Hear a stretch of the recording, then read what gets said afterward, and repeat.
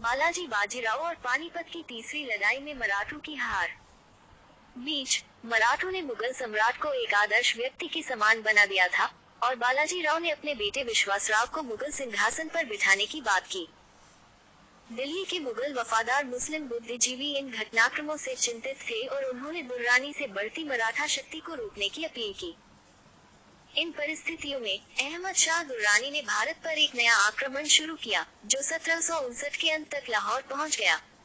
उसने रोहिल्ला कुलीन नजीब उद दौला और अवध के नवाब शुजा उद दौला के रूप में सहयोगी प्राप्त किए। बालाजी राव ने सदाशिव राव भाव के नेतृत्व में एक बड़ी सेना भेजकर दुर्रानी के आक्रमण का जवाब दिया। इस बल को होलकर, सिंधिया, गायकवाड़ और गोविंद पंत बुंदेले की टुकड़ियों द्वारा पूरक किया गया था। भरतपुर के जाट शासक सूरजमल भी मराठों में शामिल हो गए, लेकिन बाद में भाव के साथ गलतफहमी के कारण उन्होंने गठबंधन छोड़ दिया। 1759 और 1761 के बीच दुर्रानी और मराठों ने कई झड़पों और छोटी लड़ाइयों में एक दूसरे से लड़ाई की, जिसके परिणाम अलग अलग रहे।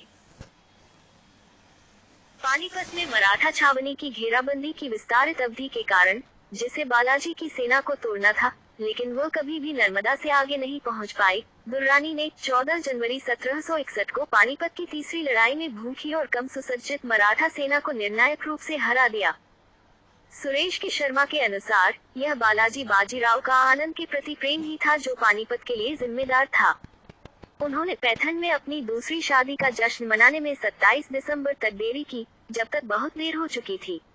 पुणे में बालाजी बाजीराव की समाधि।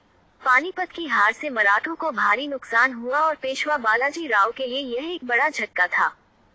24 जनवरी 1761 को भिलसा में एक सुदृढ़ीकरण दल का नेतृत्व करते समय उन्हें पानीपत की हार की खबर मिली।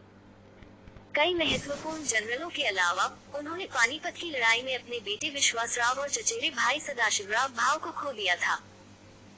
वह अवसाद में पड़ गए और 23 जून 1761 को पार्वती पहाड़ी पर उनकी मृत्यु हो गई और उनके छोटे बेटे माधवराव प्रथम ने उनका उत्तराधिकारी बना लिया।